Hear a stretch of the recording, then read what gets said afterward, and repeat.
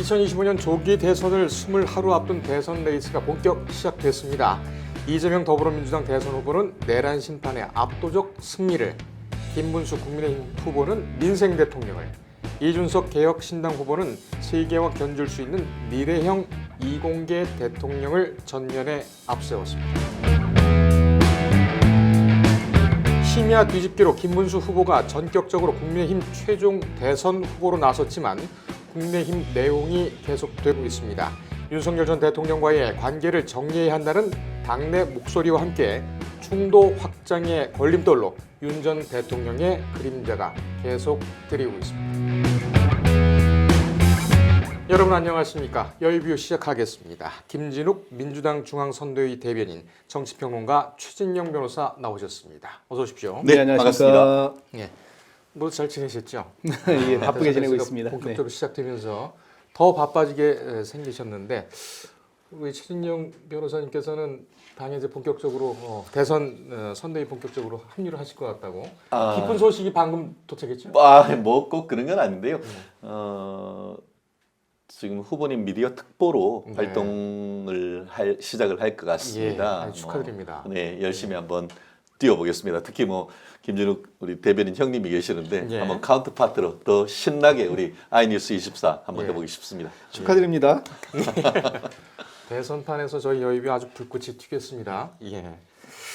더 큰 활동을 기대하고요. 어제 본격적인 대선 레이스가 시작했는데 선거운동 첫날 이재명, 김문수, 이준석 세 후보의 출정식 하이라이트 먼저 보시겠습니다. 아름다운 빛으로 권력자를 두 번이나 평화롭게 권좌에서 끌어내린 우리 위대한 대한국민은 그 저력으로 지금의 위기와 고난을 이겨내고 찬란한 봄을 다시 화끈하게 열어젖힐 것입니다, 여러분. 풍요롭게 하는 것이 진보지 가난하게 하는 것이 진보입니까? 절대 그렇지 않습니다. 풍요롭게 하는 것이 진보입니다. 각 개인이 자유롭게 하는 것이 진보지 국가가 김정은 혼자 자유롭고 모든 국민이 그 밑에 억압하는 것이 진보입니까? 그렇지 않습니다. 저는 가짜 진보. 우리가 이 가짜 진보를 우리 양향자 의원님 와 계시지만 확 찢어버리고 싶습니다. 저는 정말 이 24시간 불이 꺼지지 않는 24시간 돌아가는 여수 석유화학단지의 공장과 그 안에서 일하시는 노동자분들처럼 제가 대통령이 되면 밤낮을 가리지 않고 24시간 내내 대한민국의 발전을, 대한민국의 재도약을 걱정하는 그런 대통령이 되겠습니다.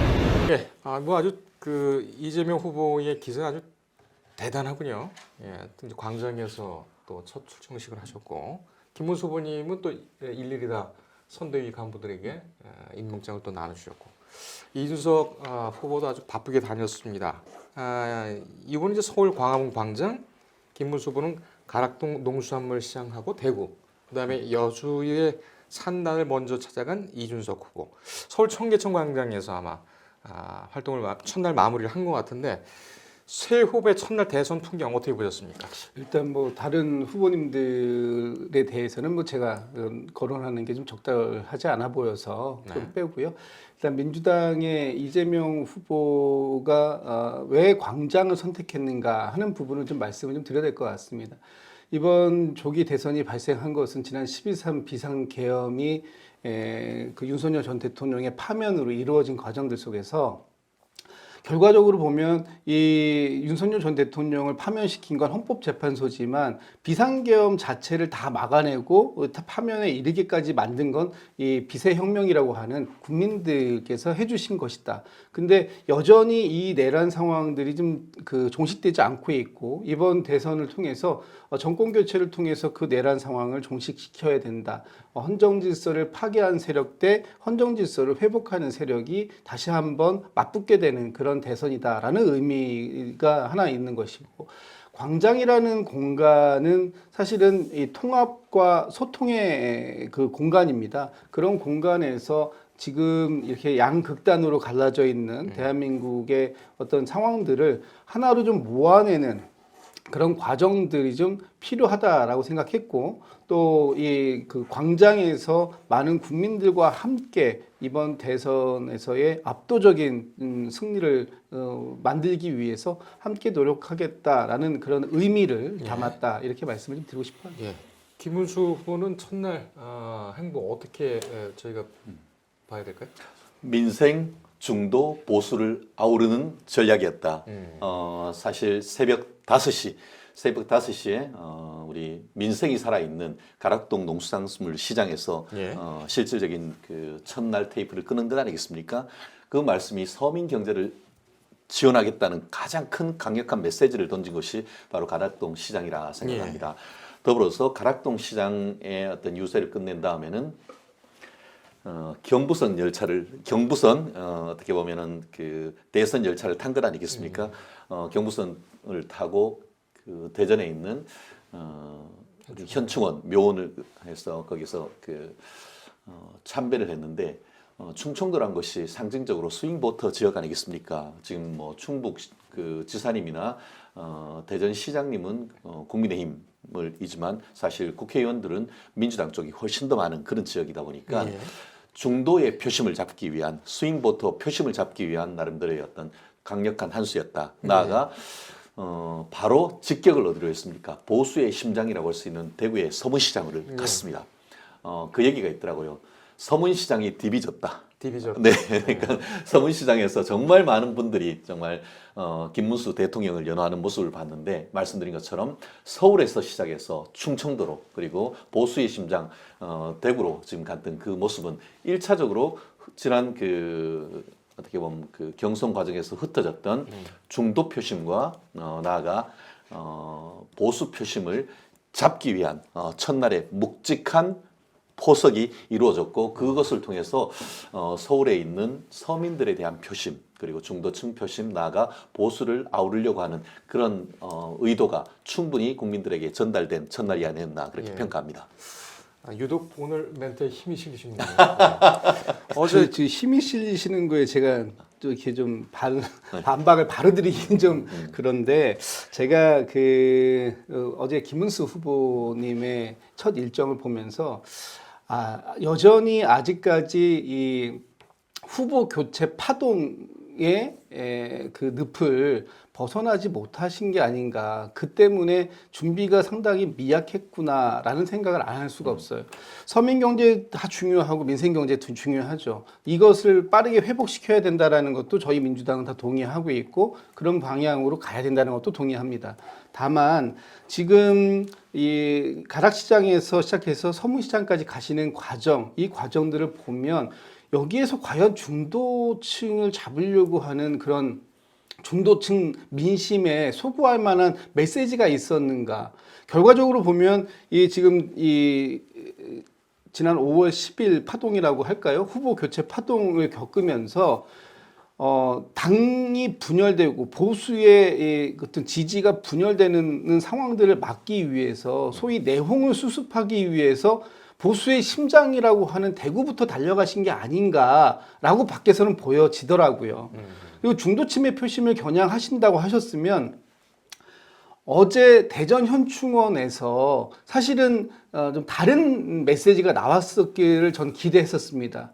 예를 들면 어제 대전 현충원에서 그 연평해전 전사자 묘역 방문하셨잖아요.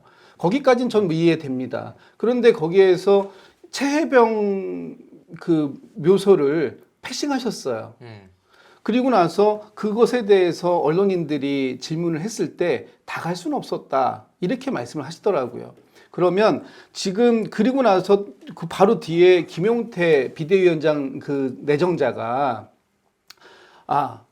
최혜병 특검이라든지 아니면 이 진실 규명에 우리 당이 최선을 다하겠다. 그리고 후보가 이석하신 다음에 혼자서 최혜병의 묘역에 가서 참배를 하는 이런 상황이 있었단 말이죠. 그렇다면 뭐 제가 지금 이 중도층 표심을 잡는 것 중에 가장 중요한 건 12.3 비상계엄에 대해서 반성하고 사과하는 이런 것도 중요합니다만 어제 상황에서만 놓고만 봤을 때 최혜병에 관련된 부분, 이 부분에 대한 명확한 입장을 밝히지 못하는 상황 속에서 과연 중도층의 표심 여기에 소구할 수 있는 묵직한 움직임이었을까? 라는데 저는 조금은 좀 의아함이 있다. 좀 저도 말씀드리고 메시지란 측면에서 좀 이재명 후보님의 어제 광화문 메시지가 모순적이고 자기 모순적이고 앞뒤가 맞지 않은 듯한 한마디로 자기 다리 꼬인 그런 듯한 모습을 보인 점을 한번 지적하지 않을 수 없는데요.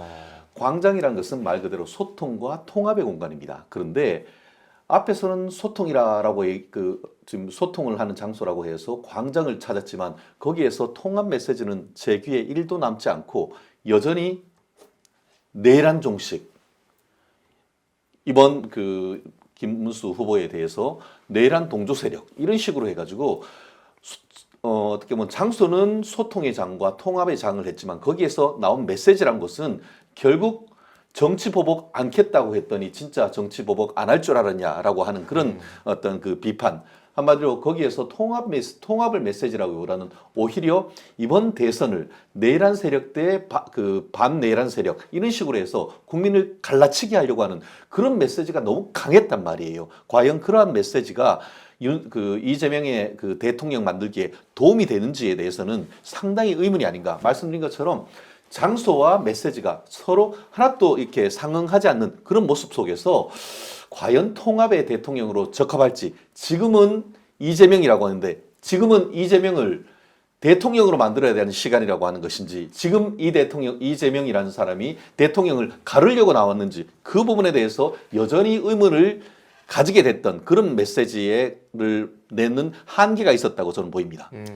제가 이제 그 통합에 대해서 말씀을 주시니까 이렇게 한번 여쭤볼게요.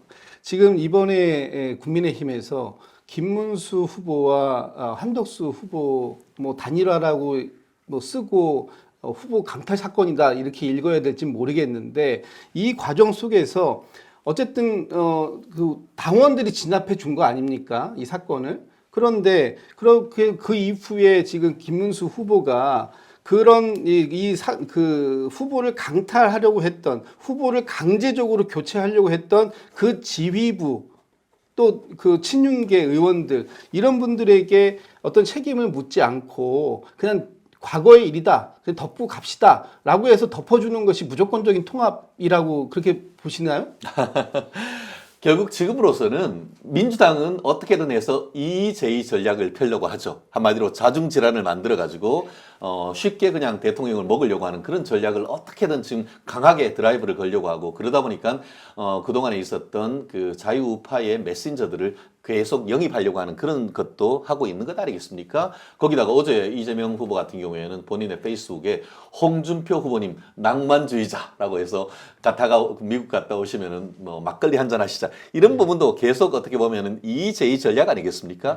그런 뭐 전략이야 우리가 쉽게 간파하는 건 아니겠습니까? 그렇기 때문에 결국 지금 현재 뭐 예컨대 대선이 뭐 6개월씩이 남았다. 그렇게 하면은 지금 그 김준욱 대변인 말씀이 맞습니다. 지금이라도 저도 솔직히 생각한다고 하면은 그와 같은 그 당내 비민주적인 절차를 통해서 후보를 사실상 강탈하려고 했던 분에 대한 명확한 책임을 저는 물어야 된다라고 생각했습니다. 다만 전쟁입니다. 지금은 이거는 전쟁입니다. 전쟁이 되면은 이스라엘은 어떻죠?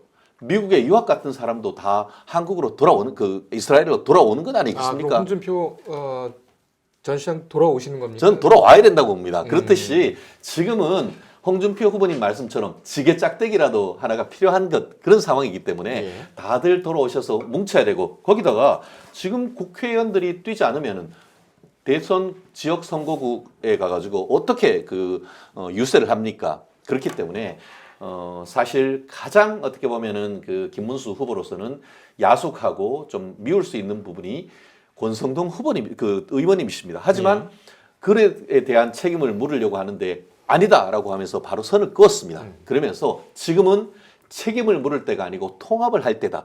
선통합, 후 쇄신. 쇄신은 나중에라도 언제라도 할 수 있는 겁니다. 그렇기 때문에 친윤계의 어떻게 보면 사실상 수장이라고도 할 수 있는 권성동 원내대표를 끼안음으로써 지난번 아직까지도 지금 마음을 완전히 풀지 못하고 있는 다수의 어떻게 보면 국민의힘 후보들 같은 경우에 상당 부분 흡수할 수 있는 그런 전략. 한마디로 내가 가서 내가 후보인데라고도 할 수 있지만 오히려 국회의원 의원총회에 가서 큰 절을 하면서 제가 부족했습니다라고 얘기를 했습니다. 정치인에게 상징은 굉장히 중요합니다. 그런데 어제 같은 경우에 그 서문시장에 가서도 넙죽 그 국민들에게 절을 했습니다. 큰 절을 했습니다. 그리고 국회의원에 가서도 국회의원들 의원총회에 가서도 이 큰 절을 했습니다. 그 말씀은 뭐냐면 상징적인 자산으로서 내가 지금 집권당의 그 대선 후보지만 더 낮게, 더 뜨겁게 가려고 하는 그런 상징, 더를 보여준 것이고 마치 이것은 윤석열 후보가 어퍼컷을 했던 힘을 보여줬다고 한다고 하면은 김문수 후보님은 더 낮은 자세로 섬기겠다는 그런 것을 보여줬기 때문에 통합의 리더로서 충분한 자격을 지금 보여주고 있다. 저는 그렇게 봅니다. 그러면 제가 하나만 더 여쭤볼게요. 우리 진도 나가야 되는 거 아닙니까? 이게 진도라고 생각해요. 왜냐하면 국민의힘에서 생각하는 통합, 뭐 그렇다고 볼 수 있습니다. 뭐 당내에서 그렇게 생각하시면 그러면 한동훈 대표와의 통합은 어떻게 하실 겁니까? 한동훈 대표 어저께 3가지 묻더라고요. 답해달라고. 첫 번째, 계엄과 탄핵에 대해서 반성과 사과해달라.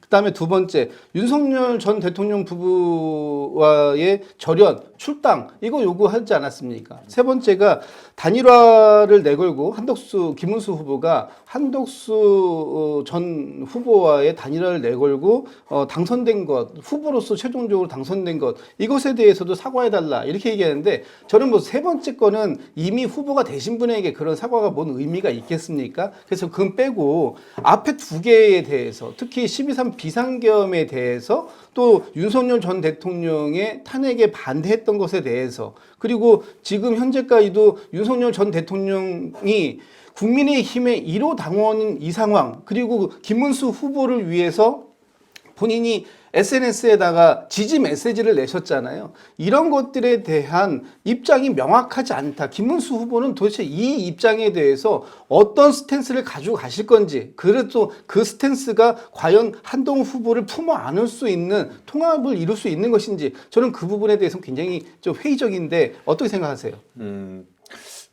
앵커가 질문을 하셔야 되는 건데. 제가 좀 네. 개입을 하겠습니다. 이게 너무 벌어지는 거예요. 네네, 그리고 맞습니다. 지금, 네.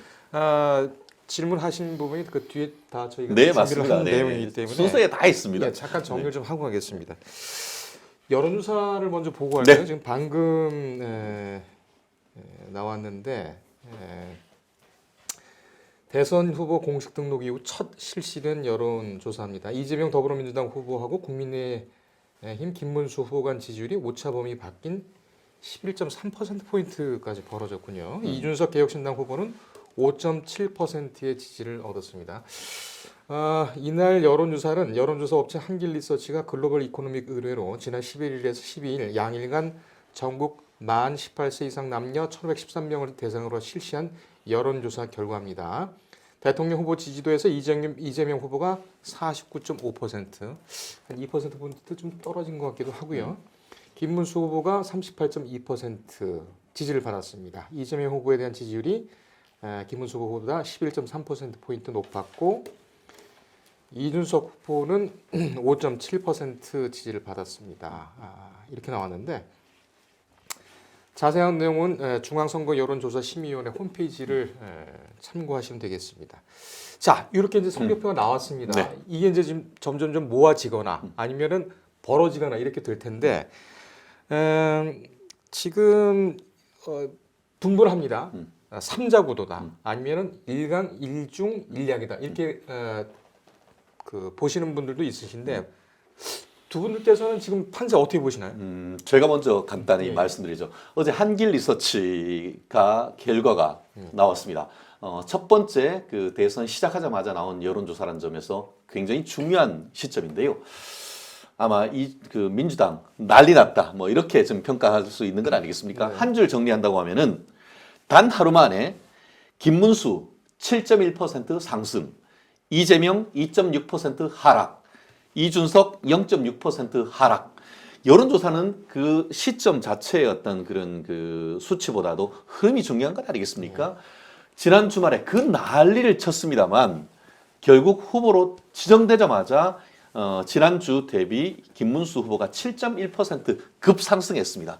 그리고 이재명 후보 같은 경우에는 뭐 계속 뭐 앞서가고 있는 건 사실입니다. 11.1% 제 기억에 수치가 정확한 그럴 텐데 그 수치가 지난주 같은 경우에는 같은 여론조사 기관에서 16% 이상 차이가 났었는데 이렇게 후보가 선정되자마자 하루 만에 7.2% 이상 이 김문수 후보가 로켓처럼 치고 올라가는 그런 모습 보이고 있는 것 같고요.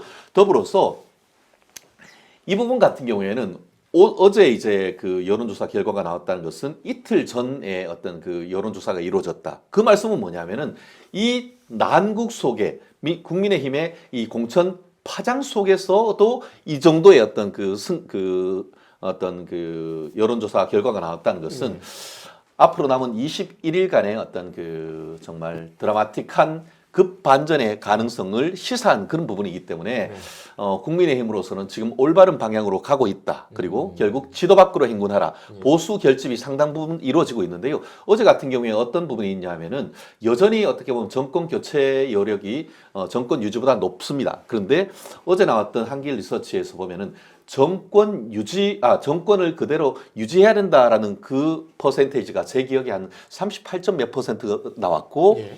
김문수 후보님의 어떤 지지도도 30몇 점 8%로 결국은 정권 유지를 해야 된다라고 하는 국민의힘의 지지층이 지지층의 어떤 지지율을 김문수 후보님이 거의 그대로 흡수하고 있다는 점에서 상당히 어떻게 보면 중요한 여론조사 결과가 나오는 것이죠. 지금 그 여론조사 비율은 오늘 발표된 거를 어제 밤에 발표가 되는 것이 발표된 오늘 거죠? 오전에 나왔는데 제가 어제 밤 11시 정도에 이 소식을 접하고 바로 제가 제 개인 유튜브 채널 최진영 TV에서 바로 그 부분을 속보로 전했더니만 거의 4만 명 같은 정도가 지금 보시더라고요. 그만큼 속보로 가세요? 네네 밤인데도 그만큼 볼 정도로 특히 자유우파를 지지하는 분들이 이 첫 번째 여론조사에 굉장히 강력하게 반응하는 것을 보면은 예. 앞으로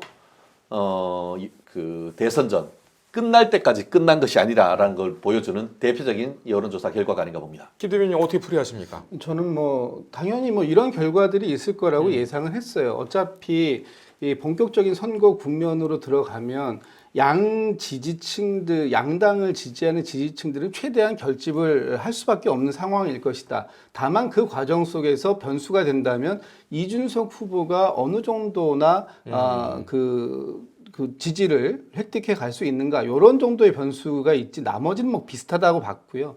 지금 좀 전에 하루 만에 이재명 후보의 지지율은 몇 프로가 빠지고 김문수 후보의 지지율은 몇 프로가 뛰었다 이렇게 하시는데 그거는 이제 좀 단순 비교이기 때문에 그렇게 비교하는 건 맞지 않다라고는 말씀을 드리지만 어쨌든 김문수 후보, 이재명 후보의 지지율은 사실은 40% 후반대에서 50% 초반대에서 계속 유지가 되고 있습니다. 중요한 것은 김문수 후보가 단일화 파동을 겪고 난 직후에 조사된 것이 어쨌든 이것이 긍정적인 효과인지는 모르겠습니다만 어쨌든 단일화라는 이벤트를 통해서 컨벤션 효과를 일부 가져온 건 분명히 있다.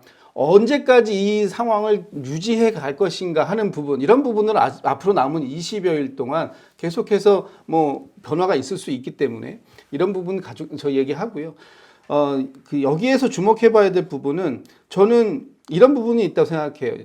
이준석 후보가 제3당으로서 지금은 1강 1중 1약 구도입니다만 제가 볼 때 결과적으로 보면 양강 구도로 갈 수밖에 없는 상황이에요. 우리 이 대선 국면에서 제3의 후보가 3당이 어떤 일정한 좀 의미 있는 두 자릿수를 기록하는 것이 그렇게 쉽지는 않은 상황이기 때문에 그런데 이제 이준석 후보가 주장했던 것처럼 국민의힘의 내홍 이 과정 속에서 비민주성이라든지 사실 좀 약간 폭력적이다라고 싶을 정도의 그런 후보 교체 과정들에서 실망한 사람들이 이탈해서 이준석 후보 쪽의 개혁신당 쪽을 대안 세력으로 인정하고 옮겨가는 과정 이 부분이 얼만큼까지 크게 일어날 것인가 하는 부분은 제가 볼 때는 그렇게 쉽진 않았겠구나.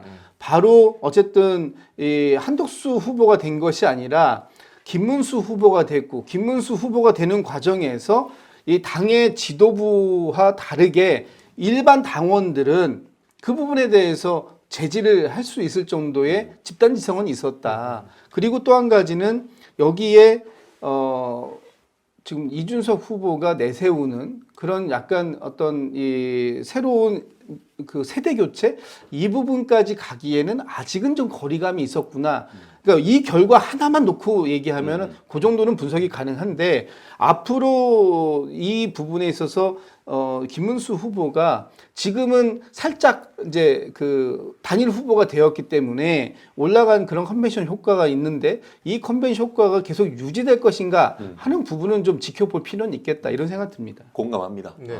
결국은 뼈아픈 지적으로 받아들이지 않을 수 없습니다. 저 또한 지난 주말 동안 정말 너무너무 실망을 했기 때문에 저도 탈당 뭐 이런 키워드가 머릿속에 계속 나오더라고요. 예. 하지만 그럼에도 불구하고 어떻게 보면 오히려 그와 같은 무도한 당내 민주주의를 짓밟는 전 지도부의 어떤 그런 무도한 결정으로 인해서 오히려 끝에 국민의힘 지지층이 결집해서 김문수 후보를 지지하는 그런 대반전이 있었습니다. 대표적인 것이 뭡니까? 지난 그 경선 과정에서 있었던 여러 후보님들이 우리의 후보는 김문수다라고 다 지지선을 했습니다. 대표적인 분이 안철수 후보였습니다. 예. 안철수 후보님이 지난 일요일 날 오후에 국회 소통관에서 명확하게 우리의 후보는 김문수다라고 얘기를 했고 그러다 보니까 중수청, 중도, 수도권, 청년층을 상당 부분 안철수 후보님이 대변하고 있지 않습니까? 특히 청년들이 바이럴을 통해 가지고 ARS 어떤 그런 그 여론조사를 하는데 많은 그 당원들한테 영향을 미쳤습니다. 그 결과 지금 뭐 일요일 날이었습니까? 토요일이었죠. 토요일 밤 11시에 그렇게 일요일 밤이었구나. 11시에 그 결국은 국민의힘 후보로서 그 김문수 후보가 그 결정되는데 결정적인 영향을 했던 건 아니겠습니까? 그러면서 한동훈 후보님 같은 경우에도 사실상 김문수 후보님을 지지선을 했습니다. 그러면서 뒤에 아까 뒤에 여러 가지 요청을 했던 것은 그것은 부차적이고 이 그 선거운동 과정에서 충분히 승화되고 그 부분은 김문수 후보님이 수용할 수 있는 부분이라고 저는 생각합니다. 그렇기 때문에 지금으로서 컨벤션 효과 분명히 있고요.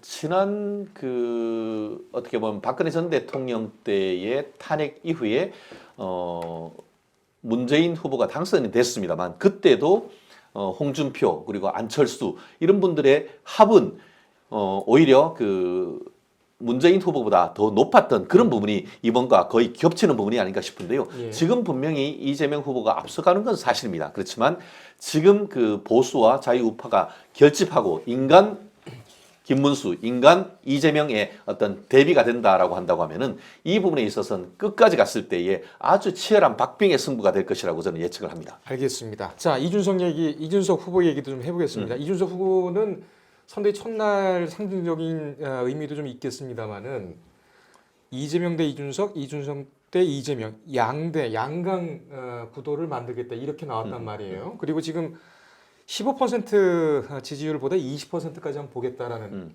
그런 얘기도 하고 있습니다. 이거는 양쪽에서 보실 때 찻잔 속의 태풍 아니면은 좀 위협적인 부분 어떻게 보십니까? 김 대변인 좀 말씀해 주시죠. 제가 볼 때는 뭐 그 의욕적으로 뭐 말씀하시고 또 캠페인으로 목표를 잡는 거는 뭐 그렇게 하실 수 있죠. 예.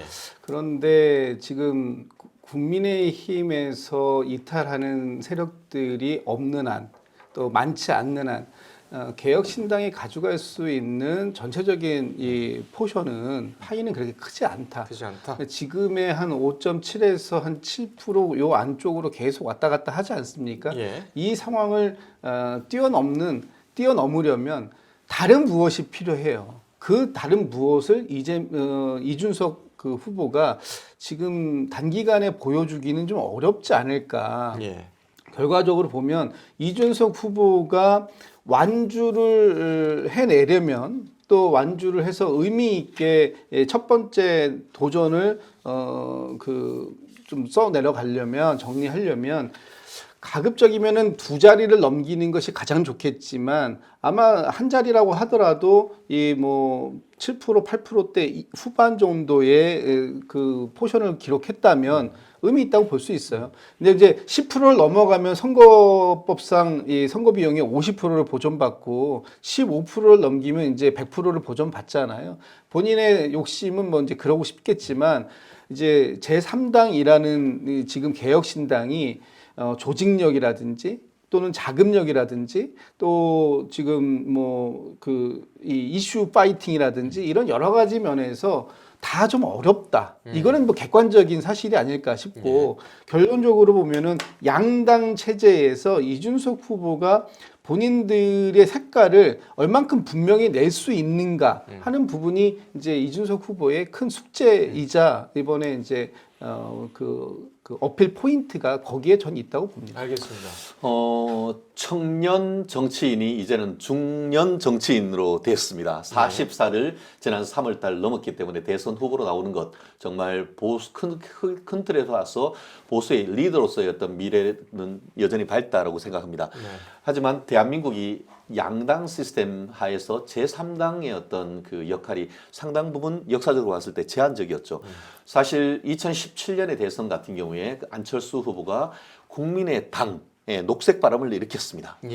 그런데 그렇게 할 수 있었던 것은 그 전에 있었던 총선에서 녹색 바람으로 그래도 상당히 많은 국회의원들이 국민의당에 있었기 때문에 이 안철수 후보의 어떤 그 대선에서의 선전도 있었던 건 아니겠습니까? 예. 그런데 지금 그 개혁신당 이준석 후보 같은 경우에는 사실 그 국회의원이 3분밖에 안 계십니다. 그러다 보니까 조직력이라든가 이런 부분이 단기 필마로서 어떤 상당수의 어떤 본인이 얘기하는 10% 이상의 어떤 지지율을 얻기에는 현실적인 한계가 있을 겁니다. 거기다가 우리나라 같은 경우에는 양당 시스템 하에서 내 표가 4표가 되는 내 표가 뽑아봤지만 그게 죽은 표가 돼서 정치적 의사결정에 의미가 없어지면은 그런 결정을 할 가능성이 더더욱 줄어든 것이죠. 바로 지금 그 좀 전에 얘기한 것처럼 시작하자마자 스타트 라인에 시작하자마자 국민의당 김문수 후보의 지지율은 쭉 치솟는 반면에 제3당이라고 할 수 있는 이준석 후보의 지지율이 오히려 하락하는 것은 바로 그런 부분을 보여주는 것인 것 같은데요. 이준석 후보님의 어떤 개인기만으로는 이게 그 동탄에서의 지역구 선거가 아니고 전국 선거다 보니까 한계가 있을 것이라고 생각합니다. 다만 그럼에도 불구하고 여전히 지금 민주당이 생각하는 것처럼 국민의힘의 지지율이 이재명 후보를 따라가기에 어떻게 보면 중과 부족이다. 그렇다고 하면 오히려 이준석에게 어떤 그 중도층 표심까지도 쏠릴 가능성이 있기 때문에 여전히 그런 부분은 예측할 수가 있겠습니다만 오히려 지금으로 봤을 때는 국민의힘으로서의 어떤 지지율이 쏠릴 수 있는 부분이 가능성이 높고 그렇다고 한다고 하면은 본인은 여전히 그 빅텐트 내지는 국민의힘과의 어떤 단일화는 0%에 가깝다라고 얘기하지만 강한 부정은 강한 긍정. 지금부터 어떤 후보 단일화 하면은 지금 5%가 아니고 정말 1, 2%, 3%로 쪼그라들 가능성이 있습니다. 그렇기 때문에 최선을 다해서 본인은 역할을 하고 그 과정 속에서 충분히 본인의 어떤 그 단일화함에 있어서의 어떤 역할을 끄집어냄으로써 어떻게 보면 자기 어떤 당에 끝까지 완주하기보다는 국민의힘과의 어떤 단일화 그것을 통한 본인의 어떤 정치적 영향력 확대 이런 부분으로 전략이 변경될 가능성은 상당히 예측되는 것이 아닌가 생각을 합니다. 알겠습니다. 이준석 후보 측이 안 나오셔도 너무 이렇게 없이 보시는 거 아니신지 모르겠어요. 제가 그래도 계속 기본적인 것은 인정하고 있지 않습니까? 예. 다만 그 전략이 그 정치란 것이 현실이다 보니까 예컨대 이제 국민의당처럼 10명 이상의 거의 뭐 지금 그 원내 교섭단체 정도의 어떤 의원을 가지고 있다고 하면은 아마 한 15% 이상을 충분히 예측할 수도 있겠습니다만 이 전체적인 어떤 그 시스템적으로 뒷받침하는 것이 조금 어렵다 보니까 그런 한계는 정치 평론가들 입장에서는 좀 중론이 아닌가 생각합니다. 알겠습니다. 이준석 후보 측 관계자를 모셔서 저희가 한번 네. 나중에 시간을 좀 마련해 보겠습니다. 자, 얘기가 나온 김에 이 얘기를 한번 여쭤볼게요. 20일밖에 안 남았단 말이에요, 지금. 이준석 후보, 계륵 양쪽에서 보실 때는 근데 이제 매력적인 부분이 있습니다. 20일 남은 선거에서 이준석 후보가 가진 이 매력, 결정적인 캐스팅 보트 역할을 할 것이냐, 어떻게 판단하십니까? 저는 이준석 후보는 완주를 목표로 가고 있다고 봅니다. 그리고 완주를 했을 때 첫 번째 도전이 굉장히 의미 있는 도전이다라고 평가를 받을 수 있을 것 같아요. 지금 국민의힘, 민주당 쪽에서는 뭐 이준석 후보하고 지금 접점을 찾기가 굉장히 어렵기 때문에 어떤 뭐 단일화라든지 이런 얘기를 할 상황은 아니라고 저는 보고요. 좀 국민의힘에서는 소위 그 텐트를 쳐보겠다, 바깥에 있는 분들하고. 그래서 제가 볼 때는 뭐 빅텐트라는 표현을 저는 쓰고 싶지 않은데, 어쨌든 그런 연대, 선거 연대 연합이라든지 뭐 이런 부분들을 지금 생각을 아직도 상정하고 계시다면 이준석 후보는 그 대상이잖아요. 근데 지금 국민의힘이 보여주고 있는 모습은 약간 스토커처럼 보여요. 이준석 후보는 전혀 단일화의 생각이 없다고 하는데, 그런데 매일같이 이준석 후보에게 단일화를 구애하고 있는 국민의힘이 모습이 있고요.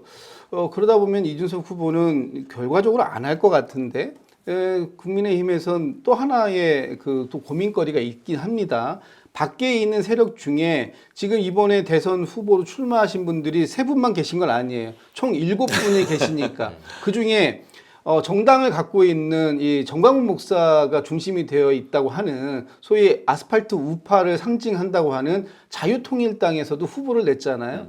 여기하고 김문수 후보는 앞으로 이 텐트를 칠 가능성 없다. 저는 그렇게 보지 않습니다.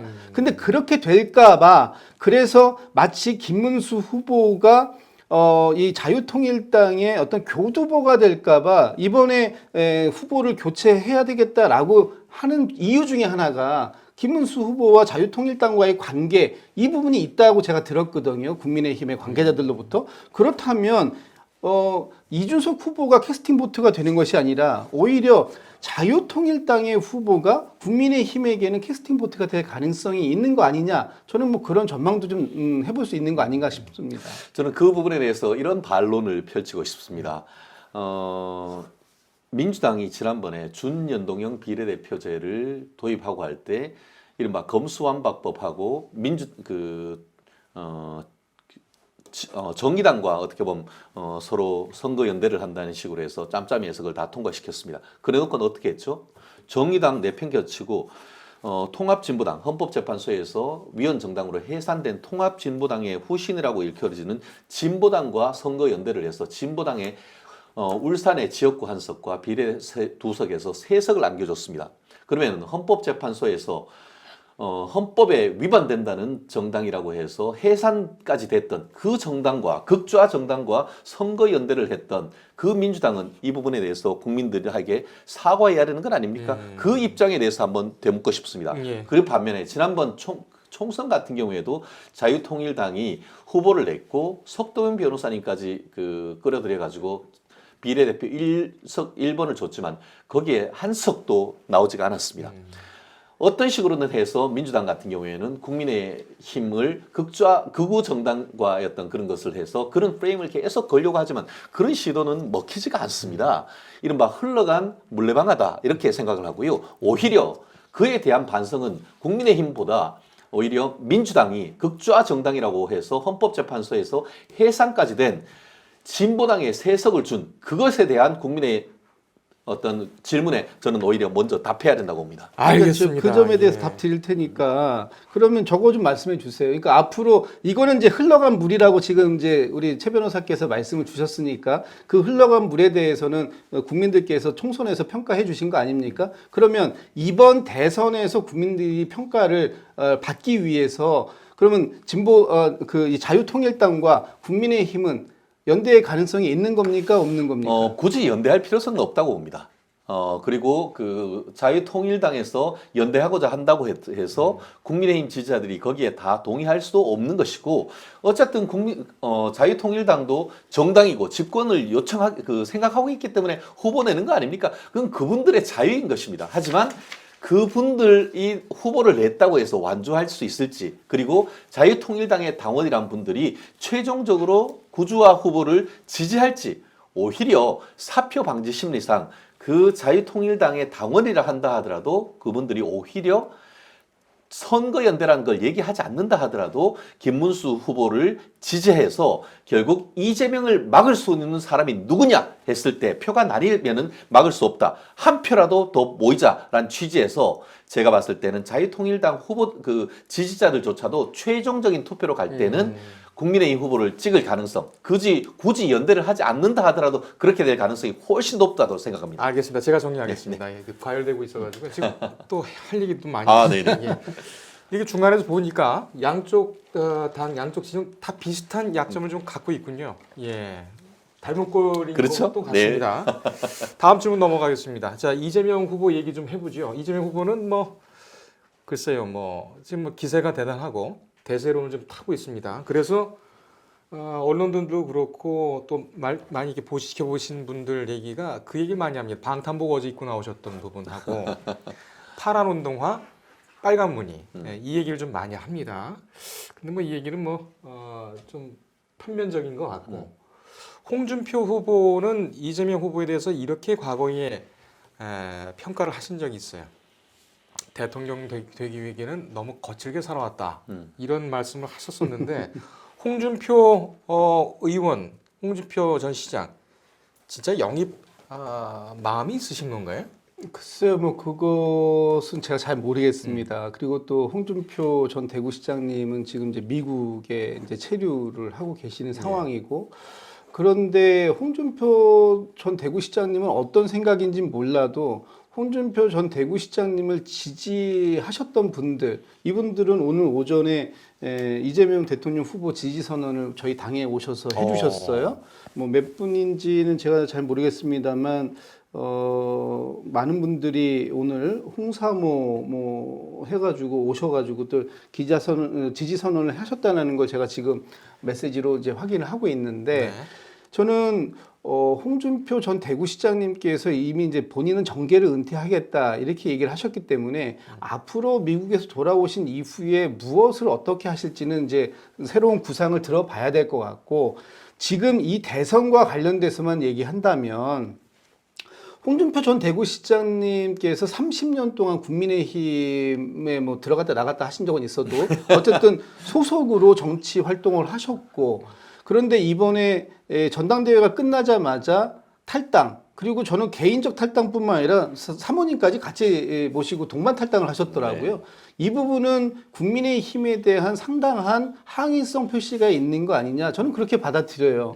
그리고 그분을 지지하셨던 분들이 김문수 후보 또는 이준석 후보 쪽으로 안 가고 이재명 후보 쪽을 지지하겠다고 나선 이 상황들이라면 홍준표 대구시장님은 어떤 생각이실지 몰라도 그런 사전에 교감까지는 저는 모르겠습니다. 그렇지만 상당히 이 지금의 이 보수 세력이라고 하는 쪽에 어떤 환멸 같은 거는 좀 느끼고 계셨던 게 아닐까. 그런 것들이 저희 이재명 후보를 지지하는 어떤 그런 반전의 계기로 만들어진 건 아닐까라는 생각을 하게 됩니다. 비슷한 사실 대세론이 있으면 거기에 많은 분들이 왔다 갔다 합니다. 이른바 정치 철새들 많습니다.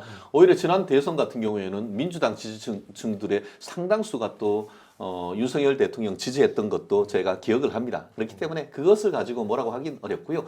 다만 전 홍준표 전 대구시장님에 대해서는 조금 서운한 마음이 사실은 조금 있어요. 사실 그 얘기하지 않습니까? 자기 먹던 우물에 침은 뱉으면 안 된다는 그 말씀. 본인이 당 대표까지 하셨고 또 당의 대선 후보로까지 되셨던 그런 분이 설령 자기가 그 한 사람한테 2번 내다봐이 사기당했다 그런 글도 남깁니다만 그런 부분은 홍준표 후보님의 개인적인 캐릭터가 이렇게 드러나는 건 아니겠습니까? 개인의 감정을 좀 가감없이 이렇게 드러내는 그런 부분인데 어쨌든 본인이 그냥 무소속으로 나가서 대통령 선거까지 나왔다고만 모르겠는데 경선까지 참석하셨던 분이 경선 결과에 대해서 그냥 탈당하고 그냥 단순히 그냥 무기들아 잘 있으라고 하면서 가는 것이 아니고 이제는 페이스북을 통해 가지고 이재명 치하에서 당신 10배 이상 한번 당해봐라 이런 얘기하는 것은 정말 기본적인 좀 정치적 도의에서 좀 어긋나는 것이 아닌가 싶습니다. 그렇기 때문에 이런 부분은 국민의힘으로서는 뼈아픈 반성으로 좀 받아들여야 된다고 생각합니다. 말씀드린 것처럼 홍준표 후보님에 대한 섭섭함이 크지만 왜 그렇게 할 수밖에 없었는지에 대한 그런 그 당원들을 설득하는 노력 이런 것이 없다고 하면은 이번 대선 만만치 않다고 생각합니다. 그렇기 때문에 알겠습니다. 이런 점에 있어서 내부적으로 열심히 통합도 하되 내부적인 쇄신을 위한 노력도 국민들에게 보여줘야 된다고 생각합니다. 예. 지금 홍준표 전 시장 같은 경우에는 몸값이 상당히 올랐어요. 이런 경우는 좀 본인도 좀 예상을 하셨을까 이런 생각을 좀 해보는데 상대적으로 김문수 후보의 중도 확장 행보는 또 어떨지 저희가 좀 잘 지켜봐야 되겠습니다. 그래서 잠깐 쉬다가 좋습니다. 하겠습니다.